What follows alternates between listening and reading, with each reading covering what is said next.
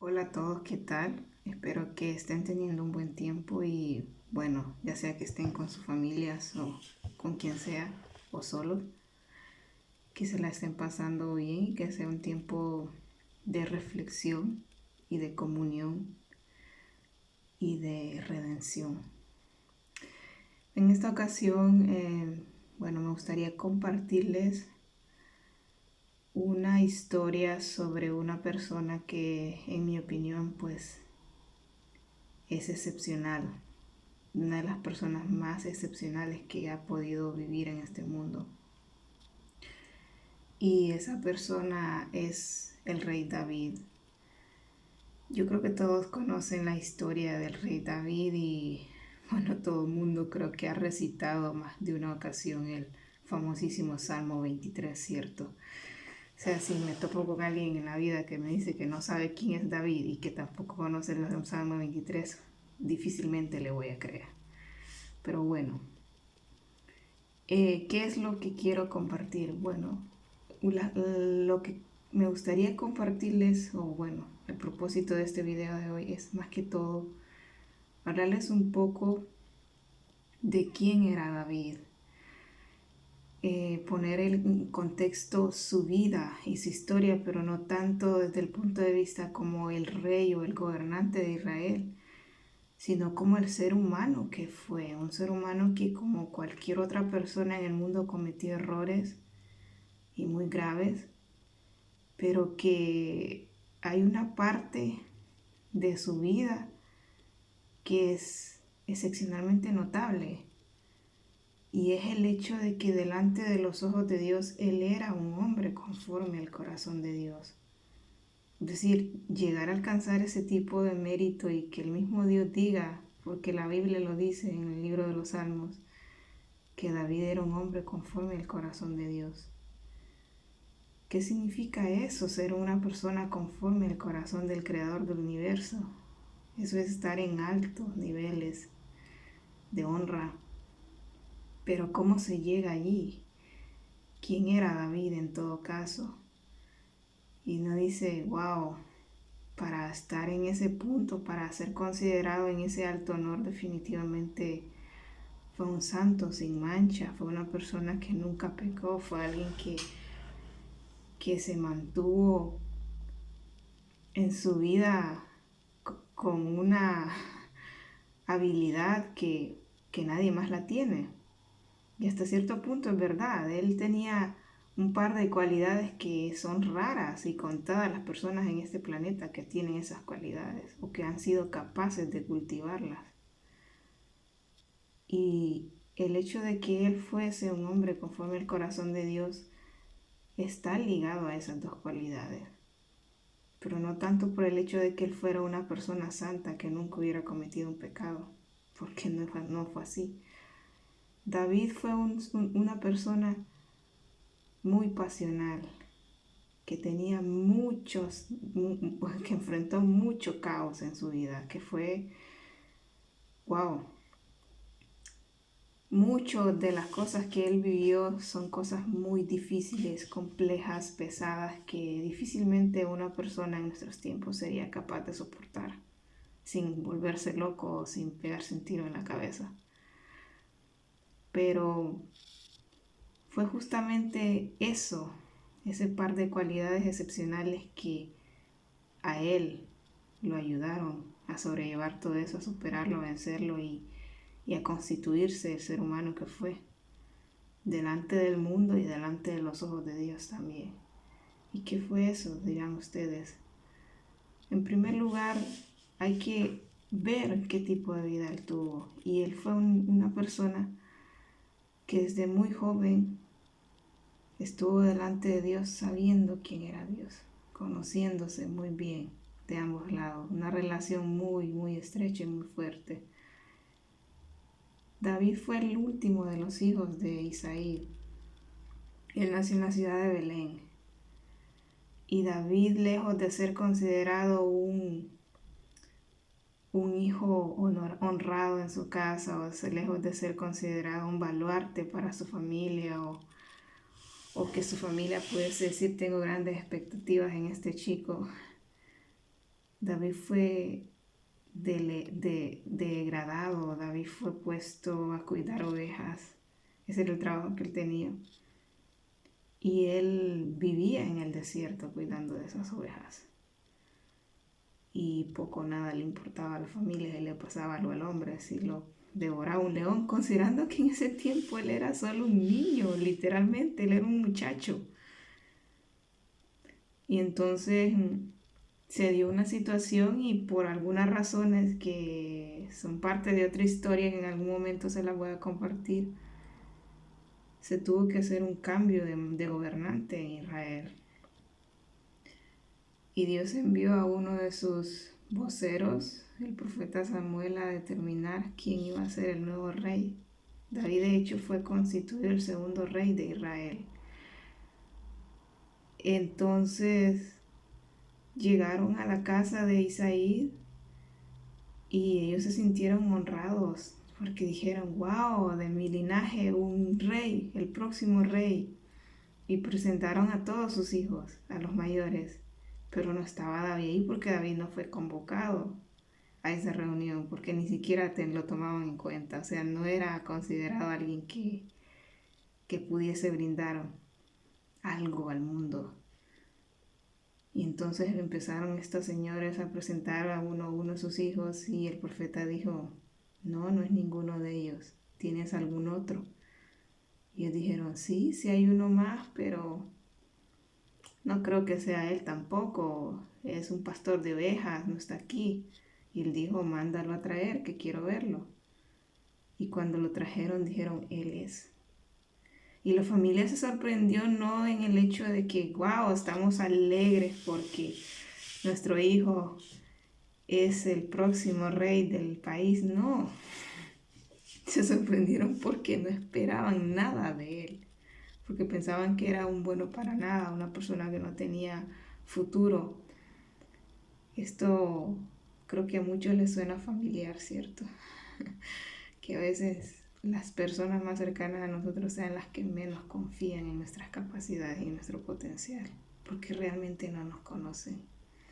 Pero Dios sí, Dios conoce a todo el mundo y Él sabe quiénes somos.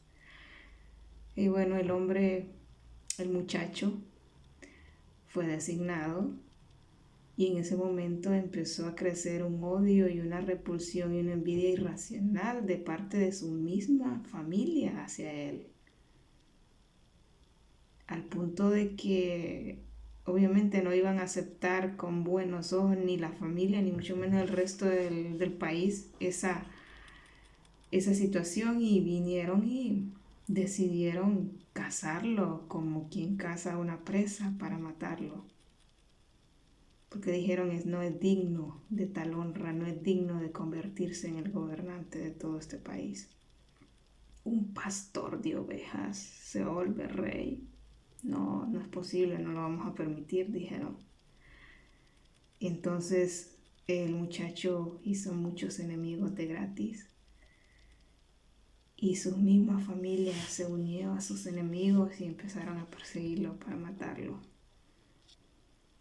Entonces, en medio de todo ese caos, él escribió ese famoso Salmo 23, que yo creo que todo el mundo lo conoce y que, bueno, no veo la necesidad de recitárselos literalmente.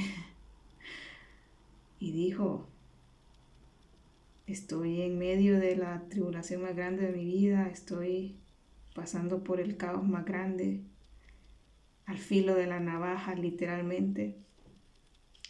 Pero en ese momento creo que se reveló algo maravilloso, algo que todos los seres humanos deberíamos de hacer, creo yo, o bueno, máxime aquellos que decimos que estamos siguiendo el camino de Dios o estamos siguiendo las enseñanzas de Jesucristo. Deberíamos tener muy presente esto y de compartirlo también al resto de la humanidad. Y es el hecho de que en medio de ese caos, Él demostró tener una convicción inquebrantable. Él dijo, no importa lo que pase, no importa el miedo escalofriante que estoy sintiendo, no importa el hecho de que no he comido en meses, no importa el hecho de que de que estoy solo en medio de esta oscuridad, en medio de este frío, yo sé que mi Redentor vive y que no me va a dejar solo ni me va a dejar perecer. Y en ese sentido David demostró eso, convicción, una fe inquebrantable. ¿Y saben qué es la fe? ¿Saben qué es esa convicción? ¿En qué se traduce? En el hecho de que él conocía quién era Dios. Él no solo escuchó, existe un Dios, y decidió, no existe, es mentira. No, él dijo, bueno, vamos a probar y vamos a ver quién es Dios. Y fue tanto que llegaron a conocerse, porque Dios nos conoce a todos, a la raza humana entera, pero son pocos los que llegan a conocer a Dios así de bien como lo hizo David.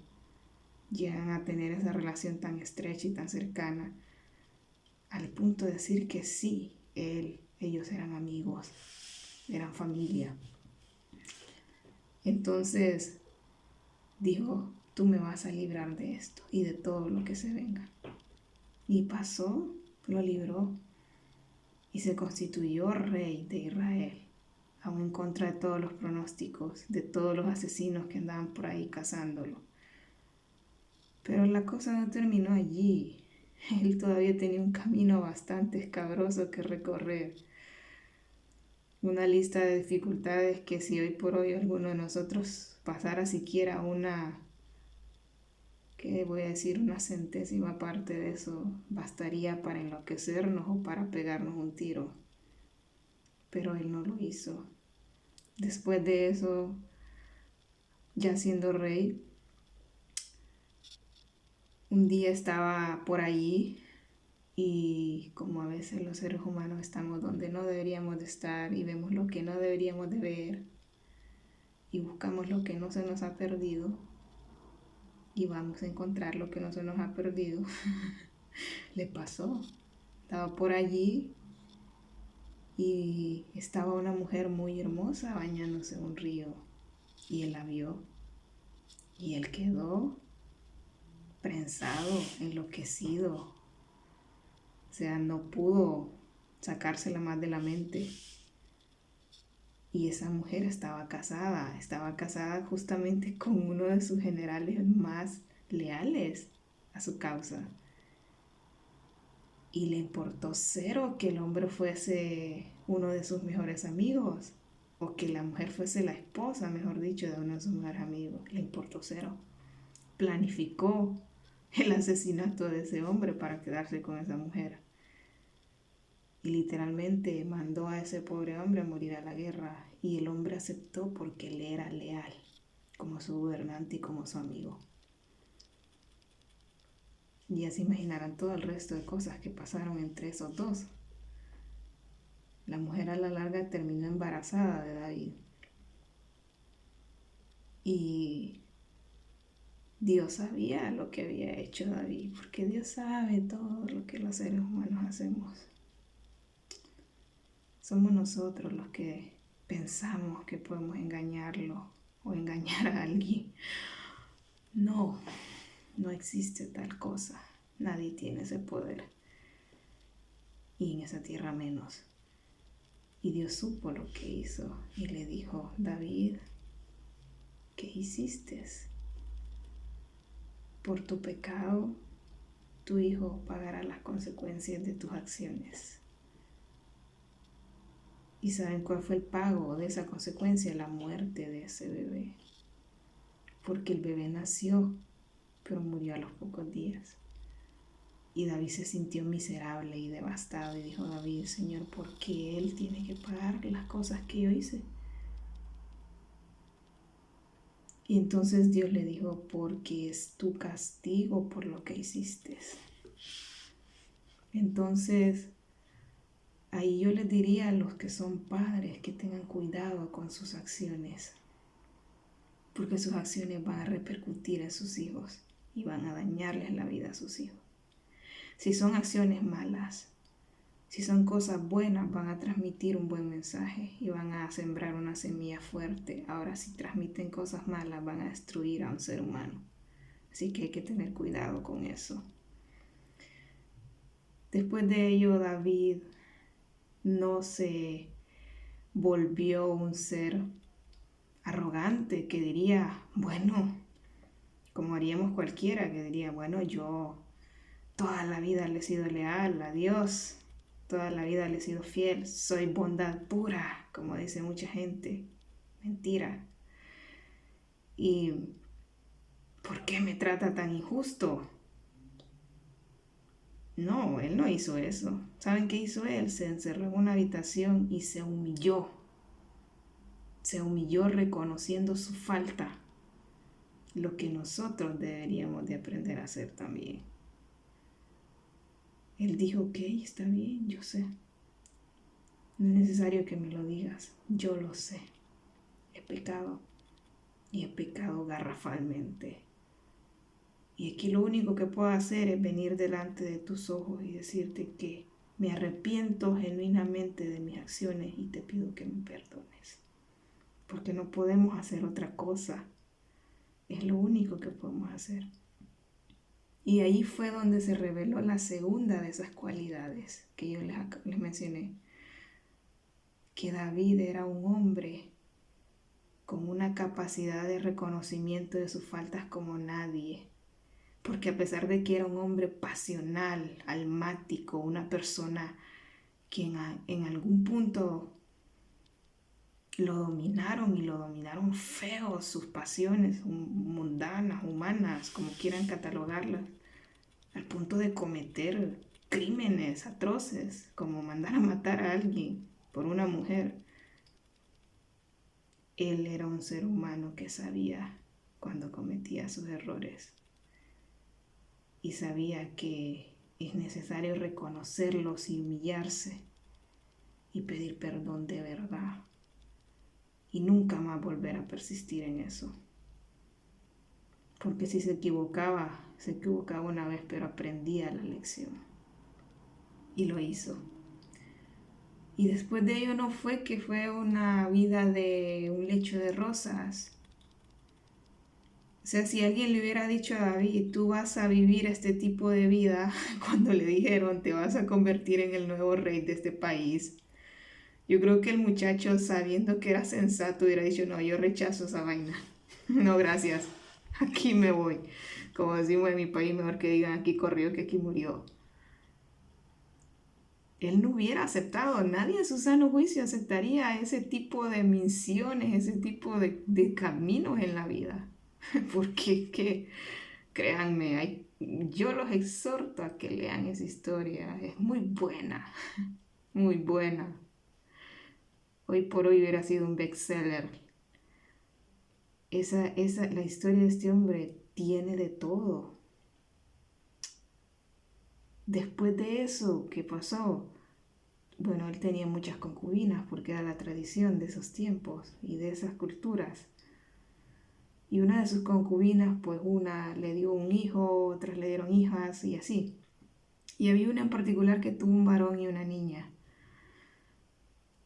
Y crecieron los niños, crecieron como hermanos porque eran hermanos, aunque algunos eran medio hermanos, pero crecieron en el mismo lugar siempre, viéndose todo. Pero hubo un momento de la vida que no se sabe qué pasó. Falló la educación, falló la instrucción, falló todo. Y uno de los niños se le metió literalmente el chamuco y dejó que sus pasiones humanas lo dominaran y terminó violando a su propia hermana. ¿Se pueden imaginar ustedes eso?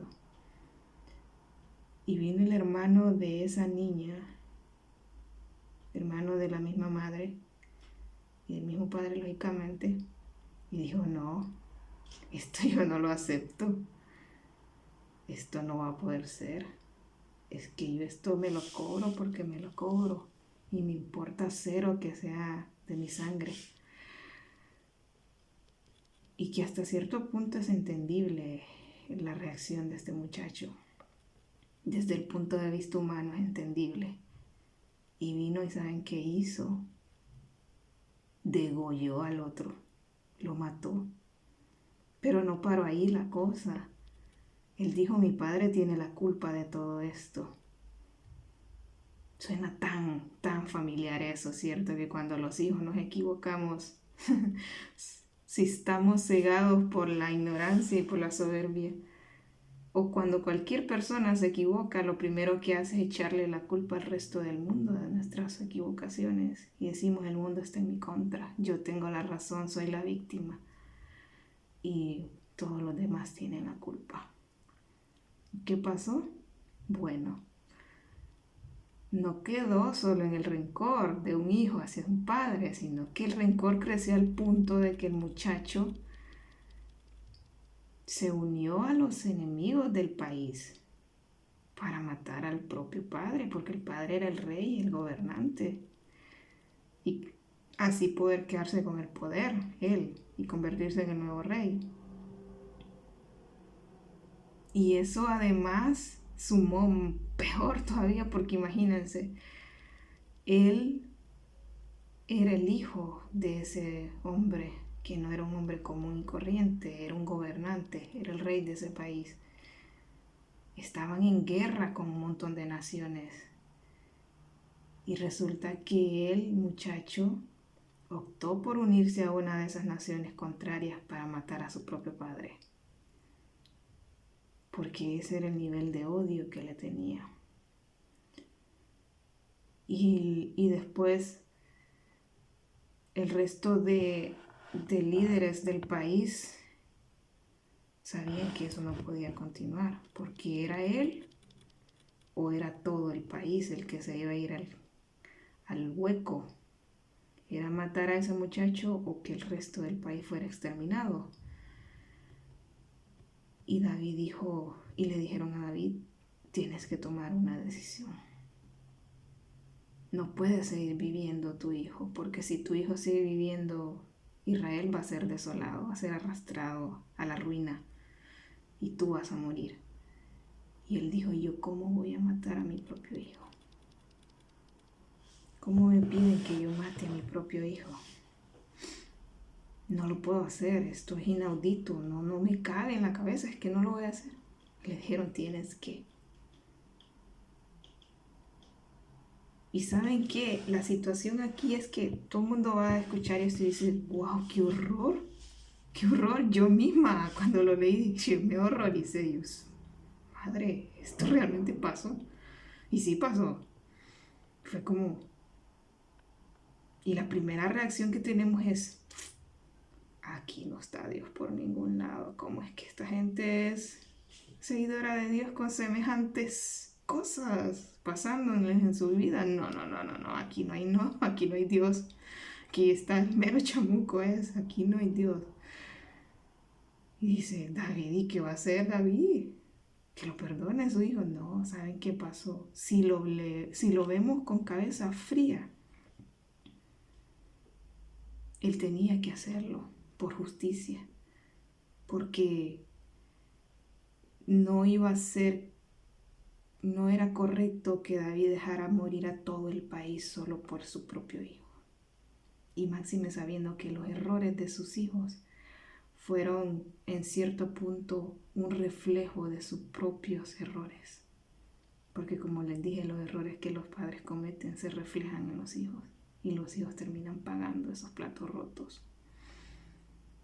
Entonces fue como que extrema la solución, pero tenía que tomarse. Y se hizo. Ahora bien, ¿qué pasó con David? Quedó devastado. Quedó destruido, con su alma hecha pedazos, con su vida y su familia totalmente despedazada. Y muchos dirán, no hombre, ahí no había Dios.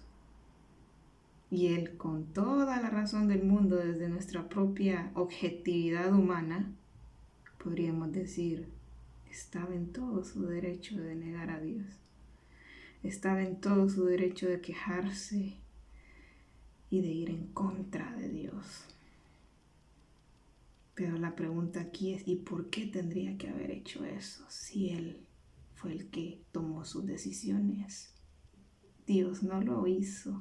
Dios no, Dios no viene a obligarnos a nosotros a que cometamos errores. Somos nosotros mismos los que los cometemos, conscientes de ellos. Lo que pasa es que cuando estamos cometiendo nuestros errores, se nos olvida que esos errores van a traer consecuencias a nuestra vida.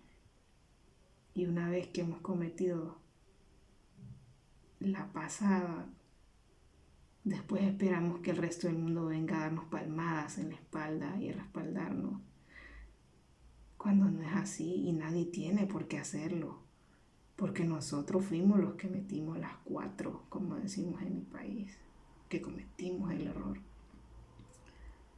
Entonces David era sensato y dijo, no, yo no tengo razón para quejarme en contra de Dios, porque Dios no me obligó a hacer esto, Dios no obligó a mi hijo a hacer eso. Fuimos nosotros los que tomamos nuestras decisiones. Pero Él sí nos puede ayudar a salir del hueco. ¿Y saben qué hizo Él? Él buscó de Dios y le dijo, Señor, ayúdame. Ayúdame a vencer, a superar, a hacer lo que tengo que hacer para salir a flote de todo esto, porque estoy hundido, porque estoy ahogándome y no sé más qué puedo hacer, porque no entiendo qué pasó aquí, porque fue mi error o en algún punto fallé como padre, no eduqué bien a mis hijos, algo pasó.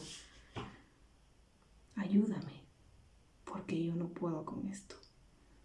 Y Dios lo ayudó, porque Él se humilló y Él buscó el rostro de Dios y Él buscó perdón. Y Él supo que fue su error, no el error de nadie más. Entonces, ahí se reafirma nuevamente por qué Él era un hombre conforme al corazón de Dios. No porque fuera un ser humano perfecto, que no cometía errores o que literalmente anduviera volando con alas de ángeles, con una aureola en la cabeza o lo típico que pensaríamos de un santo, ¿cierto? No, Él era un ser humano muy pasional, con una vida caótica desde el punto de vista humano. Pero tenía esas 2 cualidades, cultivó 2 cualidades que valieron para pagar todo el resto de errores y de defectos que pudiese haber tenido. Y era el hecho de que el hombre tenía una convicción firme de quién era Dios, conocía a Dios de verdad, eran amigos, eran familia. Y además de eso, sabía reconocer sus faltas y sus errores y pedía perdón de corazón. Y hoy quise hablarles de este asunto porque estamos, entre comillas, en una época en la que supuestamente la raza humana en su tradición celebra el nacimiento del Redentor del mundo. Y si les preguntamos a mucha gente, ¿sabe qué significa estas fechas? ¿Qué se conmemora? Pues van a decir, pues no sé, es para ir de fiesta, hacer esto, lo otro. Nadie te va a decir realmente. La gran mayoría no saben ni siquiera dónde están parados. No saben ni siquiera quién es el Redentor. Entonces, en este punto, la reflexión es esa. ¿Qué es lo que realmente perseguimos en la vida? ¿Cuáles son las cosas valiosas que tenemos que establecer en nuestra vida? Y lo digo porque muchas personas en estos tiempos no saben ni de dónde vienen ni para dónde van. Y lo más irónico del asunto es que dice el ser humano, yo soy en pro de lo bueno, a mí me gusta lo bueno, yo voy en pro de la justicia, del amor, de la verdad, de la paz, de la armonía. pero no conocen el significado de ninguna de esas palabras. Y viven en una vida de ignorancia, en una vida de perdición, con una cadena atada a su cuello que cada día se hunde más y más, como el ancla de un barco que se hunde en las profundidades del mar. Y todavía tienen la osadía de culpar a Dios por los errores que cometen y por las consecuencias que le vienen a su vida. Que ya yo no sé si es osadía o es ignorancia pura. Entonces, yo les exhorto a que así como David vivió esa vida que le tocó vivir con múltiples dificultades, así mismo seamos capaces de cultivar ese par de joyas, ese par de virtudes excepcionales. Y dejemos de persistir siguiendo una corriente de este mundo que lo único que nos lleva es a la destrucción de nuestra vida, literal. Porque muchas de las muertes que hoy por hoy se están viendo, es por eso, por malas decisiones tomadas. Y lo que más tristeza da es que son jóvenes, niños que vienen empezando su vida. Y la influencia que tienen encima es tan negativa, tan mala, que termina arrebatándole su vida. Estos tiempos no son para andar para desatarse en las cuestiones, yo qué sé, humanistas. Si realmente vamos a tomar en serio las fechas, que sea bajo el criterio correcto, bajo lo que debería de conmemorarse de verdad en estos tiempos, que es justamente eso, el nacimiento de la luz del mundo, y que vayamos en pro de esa luz, que entendamos qué significa redención, que entendamos qué significa ser un redentor, y que entendamos qué fue lo que Él tuvo que pasar y pagar para poder convertirse en el redentor del mundo. Entonces, ojalá que estas palabras les sean útiles. Bueno, no las estoy diciendo con el afán de confrontar a nadie, con el afán de molestar a nadie. Independientemente si ustedes creen o no creen en Dios, Dios es real y Dios está allí. Esa es una situación que no la van a cambiar nunca. Nosotros los seres humanos vamos a morirnos y Dios va a seguir allí. Y nos vamos a morir en nuestros propios pensamientos y decisiones. Y muchos se han muerto creyendo que Dios no existe. O creyendo casi al final de su vida de que Dios no existe, y el punto donde saben y se dan cuenta de que sí existe, y bueno, ahí es la buena cosa. Pero independientemente de eso, yo no estoy aquí para que nadie se convierta por mis palabras, porque no, ¿qué les digo? No es mi trabajo. Solo hay uno que tiene ese trabajo, y pues él sabe mejor que yo cómo ejecutarlo.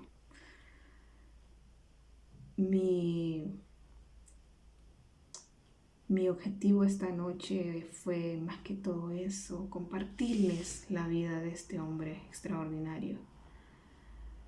Y que ustedes se den cuenta que el ser un ser humano no es excusa para no hacer lo correcto. Que justamente porque somos seres humanos que enfrentamos todos los días 1000 dificultades, es que tenemos que estar persistiendo siempre en lo correcto, practicar la justicia y amar con amor de verdad. Porque el amor es la fuerza que mueve al mundo, es la fuerza por la cual estamos aún vivos. Y sobre todo debemos de amarnos en primera instancia a nosotros. Y cuando digo amarnos a nosotros me refiero al hecho de que no hagamos cosas que destruyan nuestra vida. A eso me refiero. y que destruyen la vida de otros. Bueno, los dejo con eso. Que Dios les bendiga, les ayude y bueno, si dicen ustedes esto no me sirve, pues pásenlo. No quédese viendo el video. Y si ustedes, pues, yo ni siquiera creo en Dios, bueno, pase también, de paso. Nadie lo está obligando a quedarse. Esto es para aquellos que necesiten esta palabra. No me cuesta nada decir estas palabras a mí, así que se las dejo. Que Dios los ayude en todo, que les dé paz, salud y les ayude a encontrar esa luz que se supone se está conmemorando en estas fechas, ¿ok?